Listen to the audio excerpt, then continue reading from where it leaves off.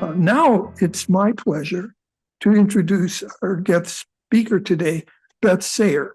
Now, Beth is no stranger here. She's given two presentations before. The one that I recall first was the one on the talking statues. How many of you here have even seen or heard about the talking statues? Well, I see about a half a dozen hands. That means we really maybe need to do this again. The other last one that she did, which was very well received, was on Chicago's newest public murals. How many of you saw that one? Well, you are really in for a treat, because I think those of you on Zoom, and we probably have an audience twice as big here because of the snow risk, saw that one when we were in the early stages of the pandemic.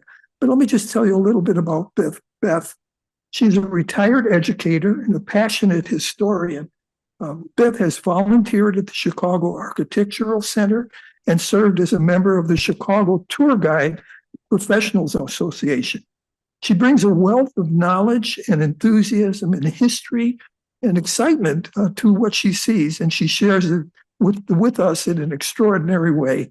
So I'm looking forward to it. I hope you are too. So without further ado, let's embark on this journey with Beth as our guide of Chicago's extraordinary places and spaces. Please give a warm Tuesday Club welcome to Beth Sair. Thank you. Thank you. I am thrilled to be back at North Shore Senior Center Tuesday Club, and I love to share my love for the city of Chicago. So, without further ado, around the world, Chicago is recognized as an architectural wonder. From towering skyscrapers to intricate mosaics, Chicago is home to some of the most stunning and historic architecture in the world. Its buildings are a testament to the city's rich history and culture. In this presentation, we will explore some of Chicago's hidden gems. I just want you to know that we'll take a closer look at some of the stories behind the architectural wonders and discover what makes them so significant. I'm going to give you a very, very, very brief history of Chicago before we start and seeing some of my favorite extraordinary places and spaces. Okay. Some people believe that Chicago began when it was incorporated in 1833, but there was life before 1833. There was explorers. So we're going to start with Father Marquette and Louis Joliet. So remember, that's where we're starting. After the explorers, and then there was de La Salle, another explorer. In addition to explorers, then we had Jean-Baptiste Point du Sable that most of you had never heard of until we just named Lakeshore Drive for the very, very first settler of Chicago. Jean-Baptiste Point du Sable set up a trading post at what is now approximately Michigan and Wacker. And after the trading post, it was a phenomenal trading post. He could speak numerous languages. He could speak French and Spanish and German, but his wife of the Potawatomi tribe, she could speak numerous languages of the indigenous people. So they were outstanding entrepreneurs. They were outstanding. There were lots of trades going on because we had the fur trade. We had just everything going on in Chicago. That's 1780. Okay. Then comes John Kinsey, that when I went to school, we were told he was the first settler. So he took over the trading post. After John Kinsey, then came Fort Dearborn. And if you go to Michigan and Wacker, you look down in the sidewalk, there is actually engraved, there is markings that say you're standing on Fort Dearborn's land. Okay, that's your briefest history of Chicago. I think that's pretty fair. I once took history in summer school, and that's how I learned European history. That was, whoop. So we're going to start with Marquette and Joliet. And you're going to say, where is this building? It's at 140 South Dearborn, but you go, where is that? And I'm going to tell you it's just north of Federal Plaza. And then you're going to go, oh God, what's Federal Plaza? So take a look at these beautiful, beautiful panels above the door, and you can see, Father Marquette and Louis Joliet are meeting the indigenous people. They're meeting the Potawatomi tribe. We believe that it was peaceful. We believe that it was a nice relationship. Again, everybody's rewriting history nowadays. So let's just take it at that. This is the Marquette building. It is due north of Federal Plaza. We are at Dearborn and Adams. So now maybe you get a picture of, you've got Federal Plaza. You have, this was 1974, the Chagall, not Chagall, excuse me, the Calder. This is the Flamingo, the Mies van der Rohe Federal buildings, and then due north across the street on Adams and Dearborn, the Marquette building. It's a phenomenal building. You walk inside. This is a Tiffany mosaic. The whole lobby are Tiffany mosaics telling the history that we believe happened with Marquette and Joliet meeting the Potawatomi tribe. Second floor, magnificent. There are portrait sculpture busts above the elevators. Now, these men that are recognized above the elevators, you have Marquette, you have Joliet, you also have Chief Chicago. And in case you haven't heard, Chicago really means smelly onion. We did have smelly onion fields here. Above the elevators are LaSalle, de LaSalle, and you also are recognizing the indigenous people, the Black Hawk, the Wabansi, the Black Moose, and there are 20 sculptures. Why are these portraits wearing Cubs hats? Because I was fortunate enough to be there. Do you remember the year? 2016. The Cubs won the World Series. I was downtown. Every sculpture in Chicago was dressed in Cubs dresses, dress wear, the shirts, the hats, you name it. We were thrilled. Remember those days. We were so happy in 2016. Let's continue. We're going to go to the Cultural Center. Oh, I want to jump back. In our history lesson today, I forgot to tell you that there are now plaques at various locations in the city of Chicago. There is a plaque at the Marquette building. The Marquette building is a magnificent building. It is owned by the John D. and Catherine T. MacArthur Foundation.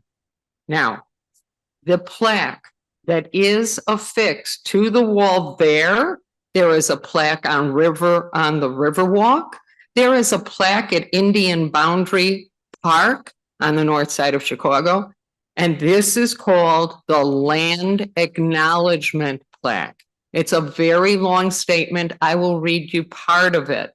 And this is why I tell you that we are now analyzing our history quite a bit more. And this is the plaque that is at the Marquette building. The MacArthur Foundation's Chicago office is situated on the lands of the Potawatomi people. They were the stewards of this land and lived, loved, and cared for it until forced out by non-native settlers. Tribes that have historical relationships with the lands in Greater Chicago and Northern Illinois through trade, travel, habitation, also included the Ojibwa, the Peoria, the Miami, the Ho-Chunk, the Menominee, and other, as well as mound builders and other tribes whose names have been lost as a result of genocide and ethnocide of European colonism and the United States expansion. So let me tell you that this land acknowledgement goes on, and that is what they are now teaching in our schools. So let's go on. We are now going to Michigan Avenue and Randolph and Washington, and this we now know as the Cultural Center. In 1897, it was our very first library. If you grew up here, you probably spent many wonderful hours, as I did, going into the large hall. You had to go and retrieve a book carefully. Anyway, let me say that the Great Fire happened in 1871, October 7th, 1871. We did not have a library, a public library, before the Great Fire. But don't tell the rest of the world, because Queen Victoria heard about the Great Fire in Chicago. She was devastated. I really have absolutely no idea how Queen Victoria got so involved, but she then put out the word to all the people of England. Chicago lost all their books. Well, Queen Victoria asked the people of England to start sending books. We had cargo ships, container ships bringing books. And Chicago had so many books, we did not know what to do after the fire. We had to build silos. And then our great wise men said, we will build a world-class library. And yes, they knew that we had a soot problem in Chicago. 1871, we didn't have things that cleaned air. We had sooty trains going by. This was a lots of trains going east of this location. So the great wise men said, we have to build something that will be easily cleaned. So what did they do? They decided that marble could be easily cleaned, and marble comes, this marble inside the Cultural Center, our first library, came from the same quarry that the Italian Carrara that Michelangelo used. They purposely used a dull marble. I think you can see it on the stairwell. And then the bright variety of materials you had: lustrous, favorable glass, colored stone, mother of pearl, gold leaf, mosaic. This is called cosmati. These pieces are intricately put together and they look gem-like and purposely put in next to the dull marble so they'd even shine more. But again, this is easily cleaned. But people didn't remember this, because by the 1980s, this was really looking bad. And our great wise leaders thought that we should tear down the first library. And we want to thank Maggie Daly and a few other wise women who said, you may not tear down the People's Palace. This was a beautiful structure. All you have to do is clean it up and renovate it. And that's what they did. So in so that was before the 80s. That was in the 60s, 1960s, because the Cultural Center was opened in 1976 when it was completely renovated. And we are the first city to have free entertainment. The cultural center was that. And I think that we need to go on and look at the domes. So if you go up the stairwell on the Washington side, you see the Preston Bradley Hall. And they, in addition to being covered with the mosaics, then you had this 38-foot diameter Tiffany dome.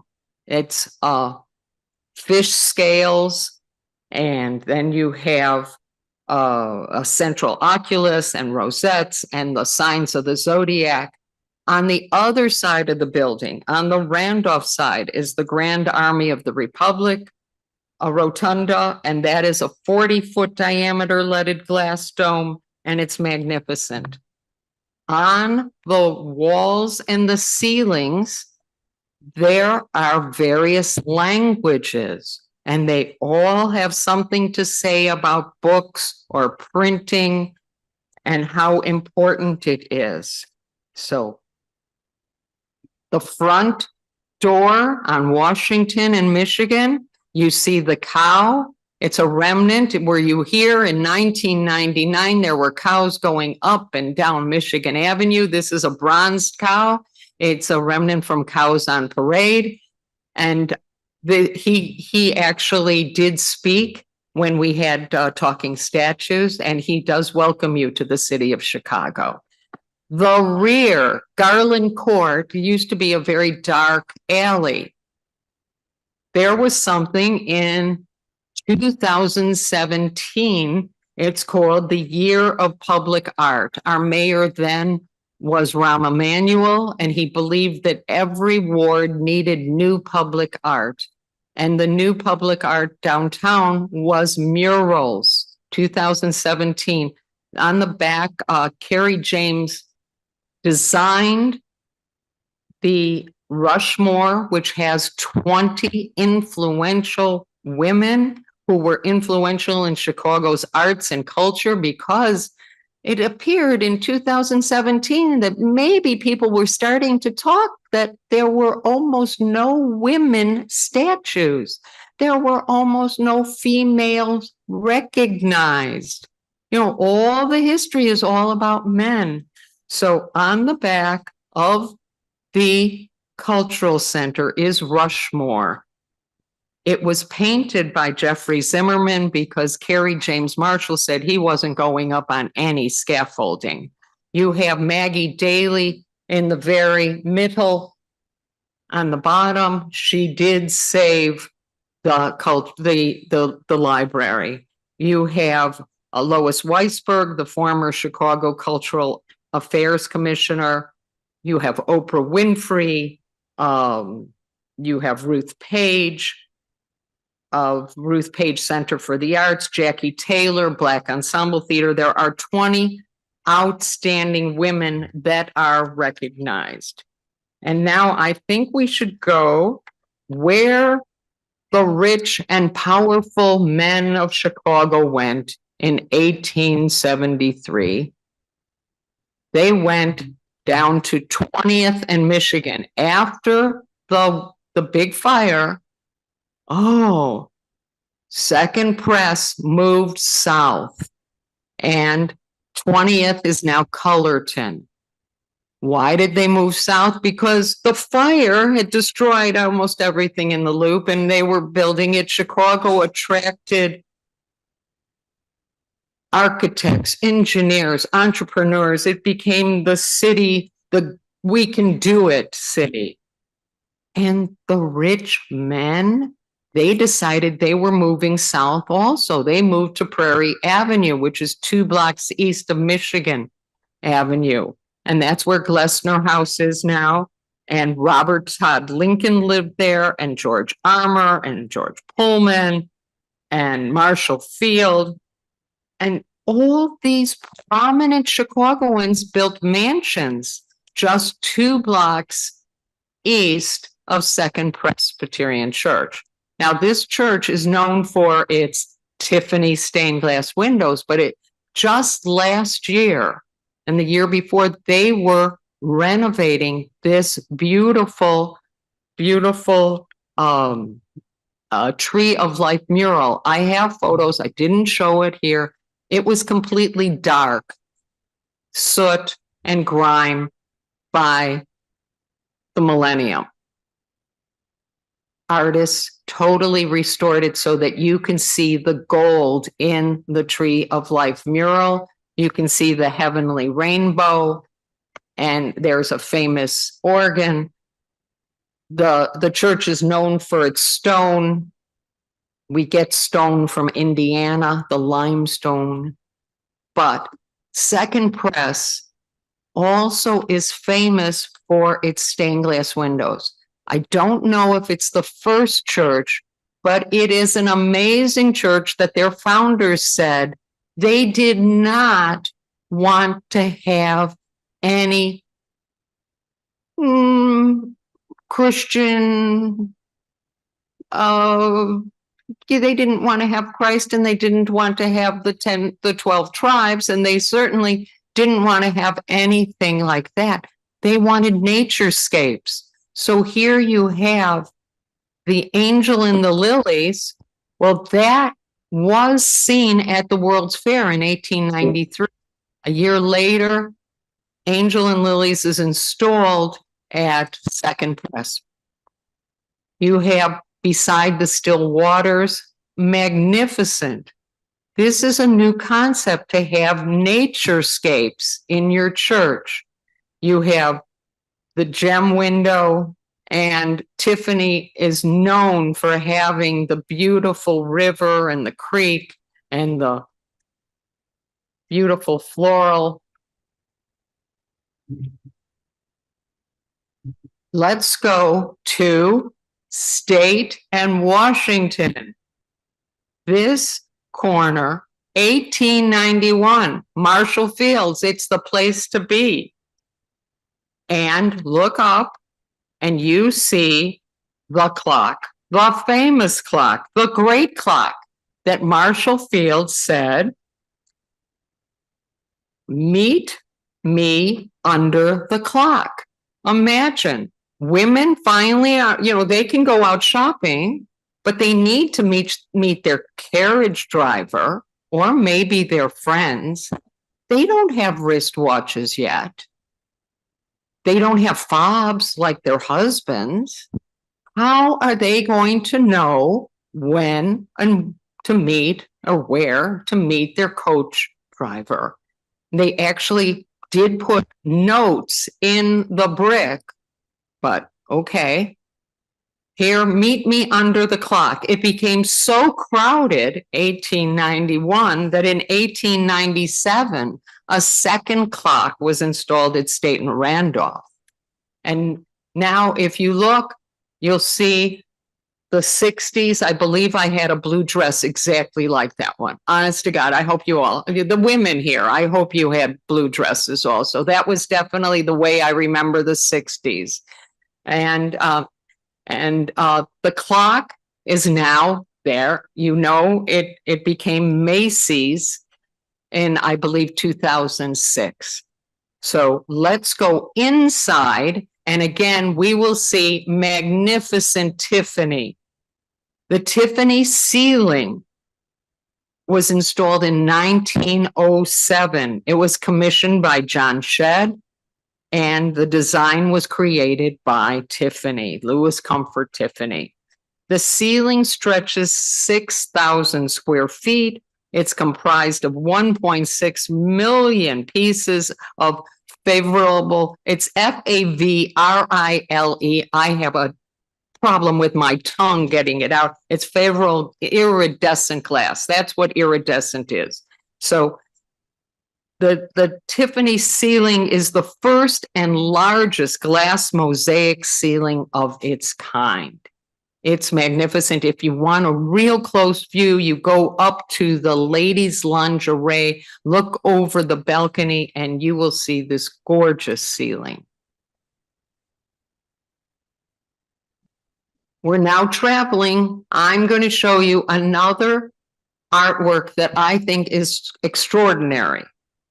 Okay, we are going down to Hyde Park. Imagine The World's Fair was there 1893.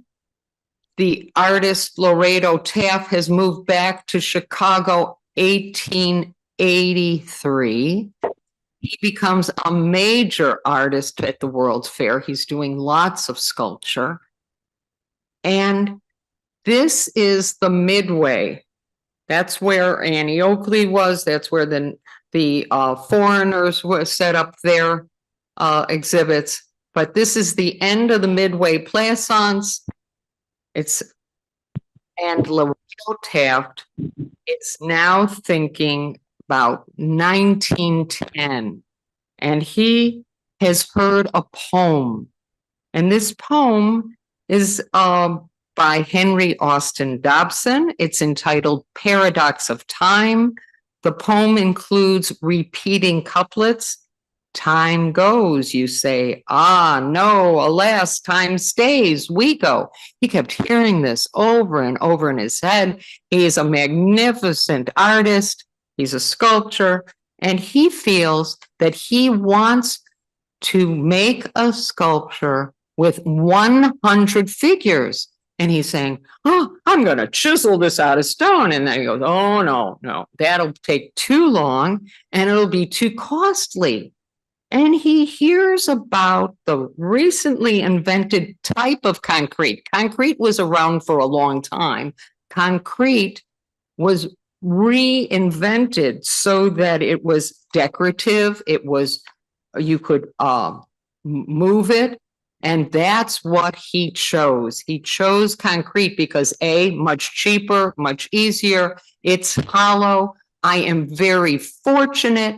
I was actually underneath with my friend Julia Backrack, who was the former art historian for the city of Chicago Park District.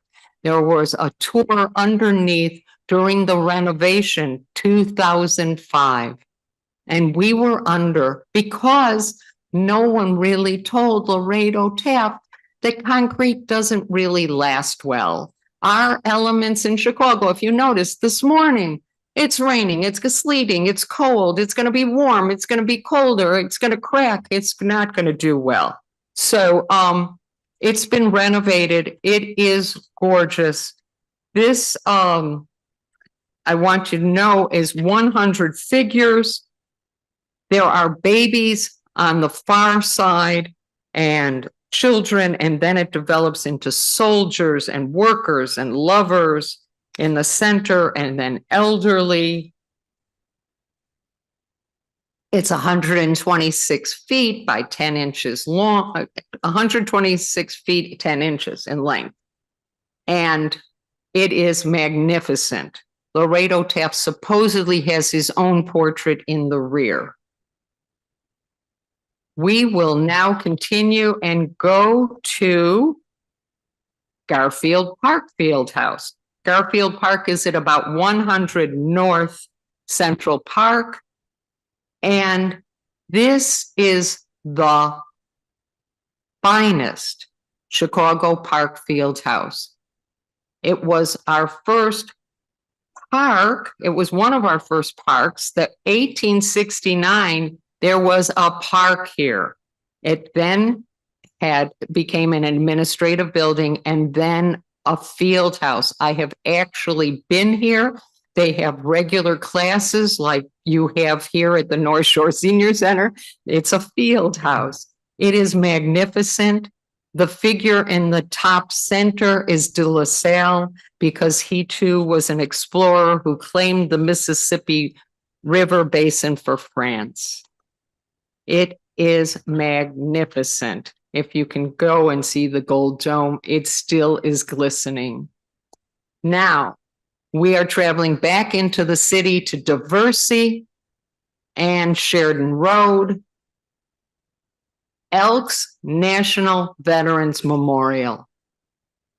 It is a gem. It is magnificent. Thank goodness the wise leaders of the Elks National Veterans Memorial Movement felt that they wanted to have a memorial to those order of Elks who lost their lives in World War I.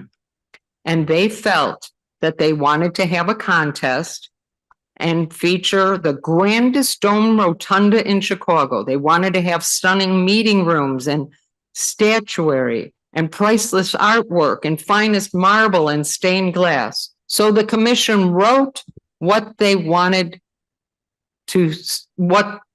felt they wanted to succeed in accomplishing.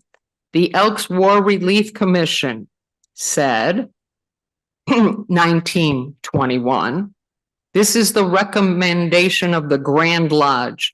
The suggested building be more definitely monumental and memorial in character, that the architectural design be so stately and beautiful, the material of its construction so enduring, its site and setting so appropriate, that the attention of all beholders will be arrested, and the heart of every elk who contemplates it will be thrilled with pride, and that it will be for generations to come prove an inspiration to that loyalty and patriotism which the order so earnestly teaches and has so worthily exemplified.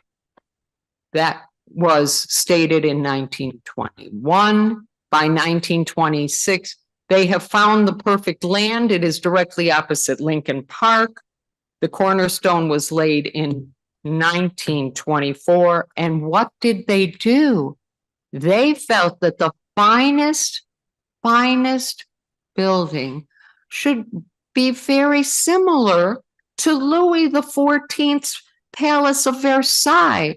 They actually wanted to have a hall of many mirrors and a beautiful artwork and beautiful stained glass.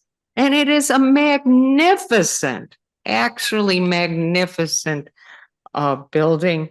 It is open, free to the public from April to November. So right now it is closed to visitors for the winter. So it is magnificent. So if you've been to Versailles, I believe it definitely resembles the Hall of Mirrors.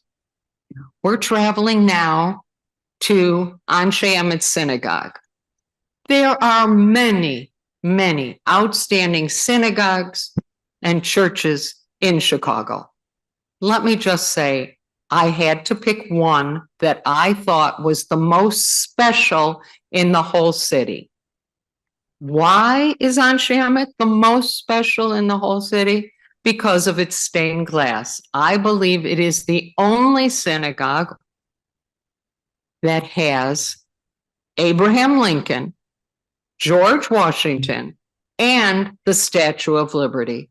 It all happened in 1941. There were 6 stained glass windows. One was destroyed by anti-Semitism, vandalism, 1941. Their wise rabbi, Rabbi Goldman, contacted Tedros Geller, and Tedros Geller, a Chicago magnificent artist, was commissioned to do the Liberty windows. And these Liberty windows, you have the Statue of Liberty, you have the immigrants over the rail of their ship, you have welcoming them at Ellis Island, you have Abraham Lincoln, and behind him, that is not just little sketches, that is some of the words of the Gettysburg Address. And George Washington, you have some of the writing of the Declaration of Independence. Therefore, I thought this was the most unusual stained glass windows in the city. There is a ceiling, goes down the ceiling, and it says, all men are created equal in Hebrew and in English. I believe it's extraordinary. We're now going to Bronzeville. I don't know how many of you have been to Bronzeville, but it was the home of the most famous Black performers. Louis Armstrong lived there, Nat King Cole, Sam Cooke, Quincy Jones. We are talking about, we are now at the corner of 39th and Michigan Avenue. Michigan Avenue is a very wide street downtown opposite Millennium Park. Imagine Michigan Avenue is very wide down in Bronzeville also. It's amazingly wide. And then there is a building. Right now, the people in the city believe it's a storage facility for the city.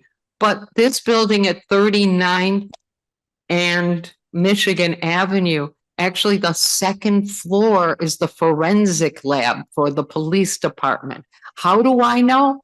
One day I was leading a tour and all these tourists are standing along this nondescript building. It looks like a storage facility, but it's very strange. Police cars are driving in a driveway.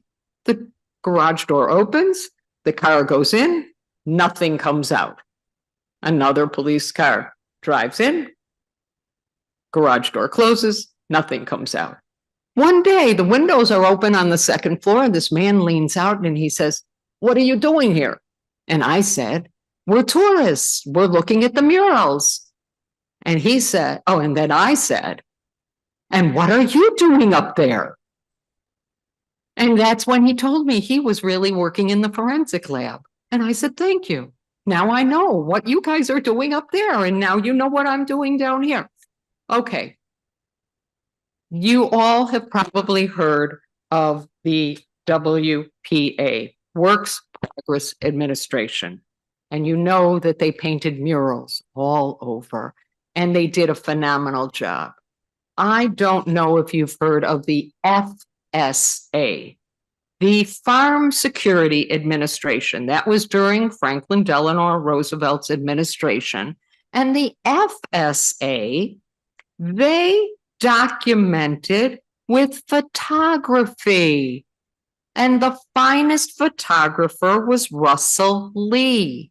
1941, Russell Lee was photographing Bronzeville, but he was not photographing Nat King Cole, and he certainly wasn't photographing Louis Armstrong or Sam Cooke or Quincy Jones. What he was doing is he was looking for the average, everyday Bronzeville residents, and he documented them.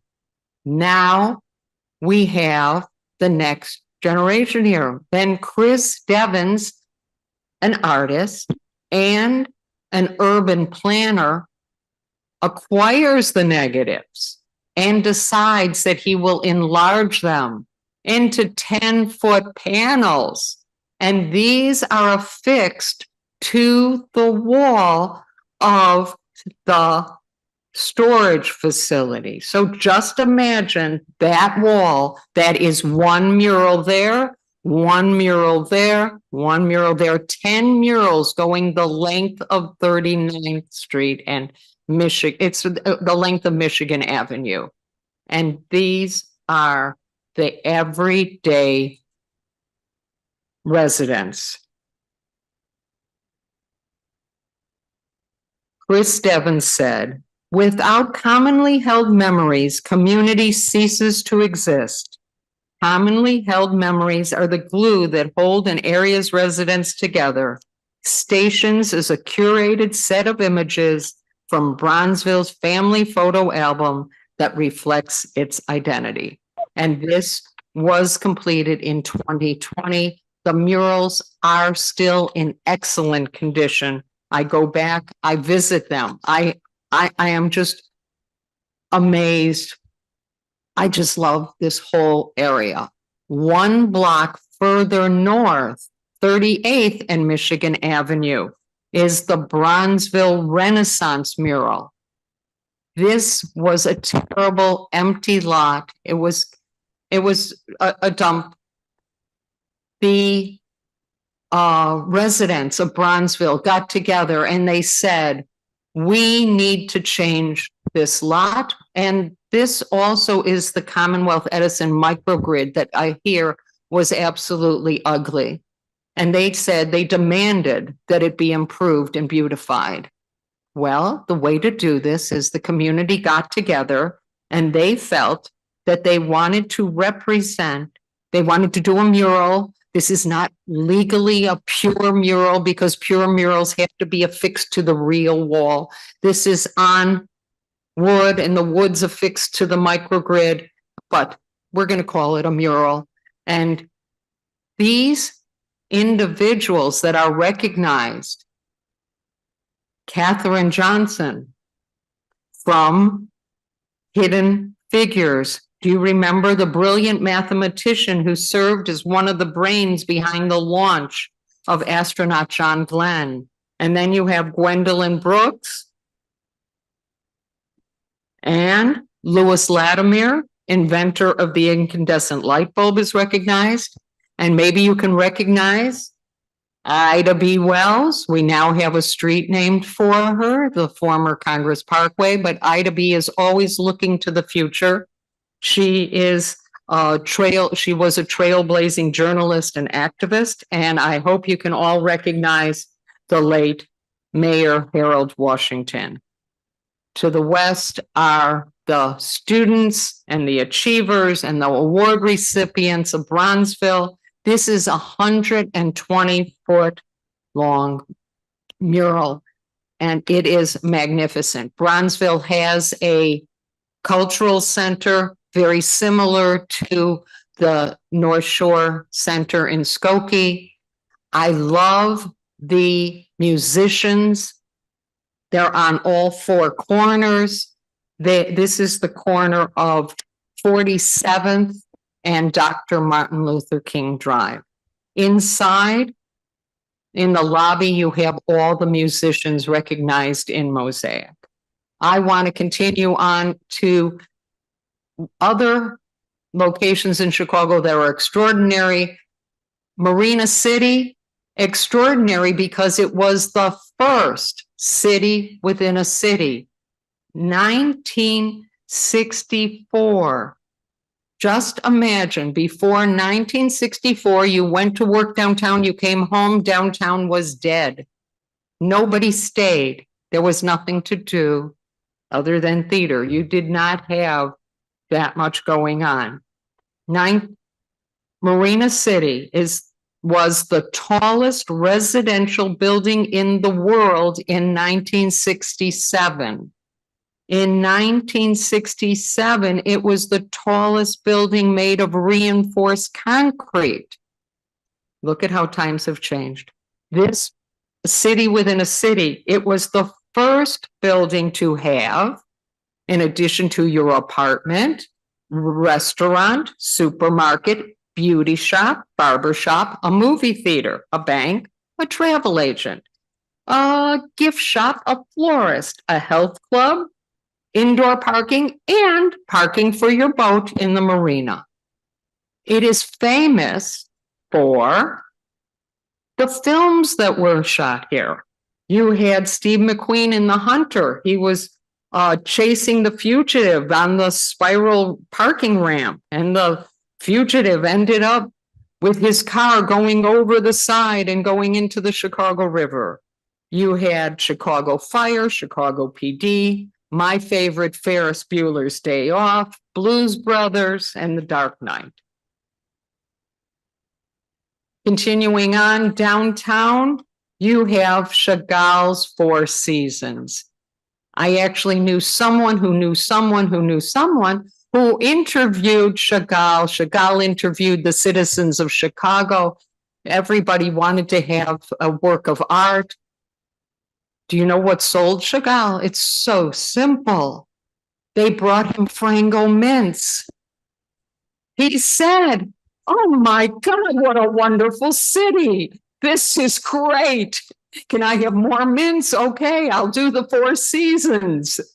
So this is 250 colors. It is now on the Chase Tower Plaza. It has the festivals, the seasons, the celebrations, our skyline. It's all there. It was from 1974. Our great wise people who did think that we needed a Chagall mosaic did not realize, weather. If you would have been out today, you would have said weather is a real big point of doing something outside in Chicago. It took 20 years to get a canopy over the Four Seasons. They're magnificent. It now has to be just restored about every 5 years. There are the 250 color tiles under the Chase Tower Plaza. Let's go to IIT. Maybe some of you haven't been to IIT. It's at 32nd and State Street. What is so unusual here is that the elevated train leaves the loop and it goes straight south. Well, they wanted to build a student campus. And the Dutch architect Rem Koolhaas was able to realize that we could not move the L tracks. And therefore, he designed the student campus that it's tucked under the elevator track. Now imagine, here's this building. Oh, sorry. Okay, so here's this building. And I have been in it, so imagine this ceiling, but their ceiling is concave. And you have the L going right over the ceiling, and it is tucked under the elevated tracks. There is the stainless steel and concrete tube that goes around the L track. And the L does run through the tube. I've been in the student center. There is no noise. There is no vibration. It is fantastic. When you talk about extraordinary, this is extraordinary. Now, the west side of the student campus building honors Mies van der Rohe because, yes, he was a dean of architecture here at IIT. And this is pointillism. You see the portrait of Mies, and the door opens horizontally. This is a walkway, and the students walk, and when they get to the door, it opens, and his mouth opens horizontally, and then it closes, and then if another student comes, it opens, and that I consider extraordinary. Let's go to Millennium Park. We take this for granted now. Before the millennium, it is said that Mayor Daley was sitting in his dentist chair and looking out at the ugly old rail yard. And he said, I need a public park. But thank goodness he had wise advisors. And Penny Pritzker said, yes, a public park is a great idea, but it has to be world class. This is Chicago. And yes, it was with Penny Pritzker's advice and consultation that we have Millennium Park. Yes, it did not open in 2000. No, it took until 2004 to get all these world-class artists together. But you have the Bean. The artist is Anish Kapoor, Indian born. He did his art studies in England, and he now says that he is a British citizen. And Cloudgate was named that because it reflects the skyline and the clouds. It's 110 tons of highly polished stainless steel plates. And another outstanding world famous artist. You have Crown Fountain. It's done by Spanish artist Yami Plensa of Barcelona. And this is 50 feet high. It spurts out water. And each photo, there are 1,000 photos there of average, everyday Chicagoans. How did we pick our everyday Chicagoans? Well, letters went out, that's when we had letters, no email, no text. We really used a stamp, and to every single nonprofit organization received letters. Okay, so you contacted the Japanese, the Jewish, the Islam, you contacted the indigenous, you contacted everyone, and that's how we got 1,000 Chicagoans. They had to go in, they had to sit in a special chair. Imagine going to the eye doctor, you put your chin in, every photo was taken in a special chin apparatus so that every mouth is in the same location. So look at that. And then you have the Frank Gehry Pritzker Pavilion. It is again free. The music is wonderful, 100-foot tall, great. And it was world-class Bose sound system in 2004. 20 years later, replaced. It is still world-class. They take the sound system in over the winter because I guess you will understand we have some real difficult weather now. I want to just continue and show you the largest mural in the whole city of Chicago, Oprah Winfrey. This is, imagine the Kennedy Expressway. You go west of the Kennedy, you get to Halsted. 1 street west is green. This is the longest. It stretches from Madison to Monroe.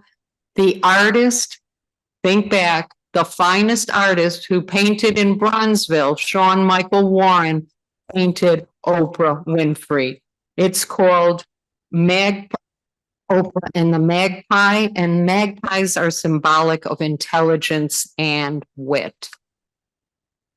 The largest chrysanthemum in the city of Chicago is on Southport, just north of Addison. Why a chrysanthemum? It is our city flower. You definitely get points if you're on a quiz show and you need to know the city flower of Chicago is the chrysanthemum. The largest peony in the city of Chicago is down in Ukrainian Village. And in Ukrainian Village is this magnificent, magnificent mural. In 2022, we actually believed that there might be peace by now. This flower power mural is the native dress of the Ukraine. The sunflower is their native flower. It is a symbol of peace. And it stretches the length of Walcott at Chicago in Ukrainian Village. And I find it very emotional. I want to close in Hyde Park. You recognize the Museum of Science and Industry. And in 1893, it was the Palace of Fine Arts for the World's Columbian Exposition. And at the World's Columbian Exposition, there was the Japanese Pavilion. And at the Japanese Pavilion, people came, and now it's been rebuilt. It was destroyed during World War II. And now Yoko Ono has this beautiful, beautiful sculpture. It's 12 feet tall lotus petals that stretch skyward in a cylindrical pattern symbolizing peace.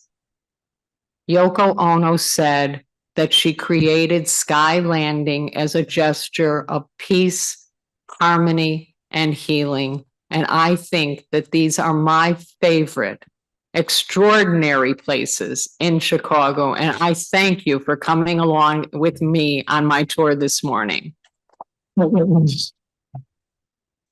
Outstanding. Give you this for the person. Thank you so much, Beth. We're going to take questions. Before we do, I want to recognize the first slides that you showed.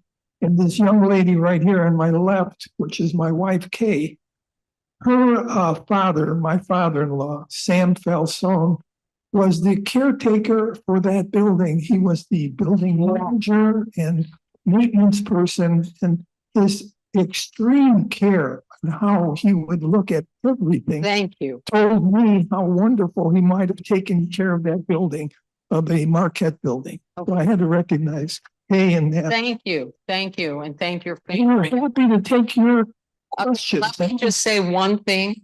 When you leave, I do have a handout that does say what you saw today and the location. I should have told you that at the beginning, so you didn't have to take notes. I'm sorry. I forgot to mention a few things, but the other thing, does this work? No, this does. Okay. The only correction on here, because after I type something, I always find that I can improve. The Oprah Winfrey mural is on the apartment building, and that address is at 855 West Madison, the Port Apartments. But it's on Green Street between Madison and Monroe. So even that's the legal address of Port Apartments. It's on the rear of the apartment building. Right, thank you. Anyone here have any questions? I know it was so thorough and enjoyable. I guess I have one, which would be, you have such a eye for these things, you know, that you're calling out to us. And they've been there for most of us. Do you have anything that you feel is brewing down the future? Are there any things that are happening in Chicagoland that they're going to build the biggest, the best, the most beautiful? Any murals being made? Any buildings that look special? Any churches or temples? I think we have to keep our eye on the lakefront, you know, pre-pandemic, there was something called the Spire. I think it's supposed to be coming back. Santiago Calatrava actually was supposed to build something there. If you're not familiar with Santiago Calatrava, I love him. Just right there. Okay. You go to Milwaukee, you go to the art museum there, you go definitely at noon, and the wings to their art museum open at noon and close, be there at 10 to 12, be there at 11:45 on the gangway. And it's magnificent.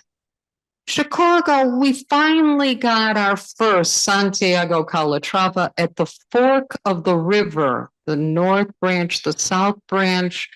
There is now a red sculpture. It swirls, and it's a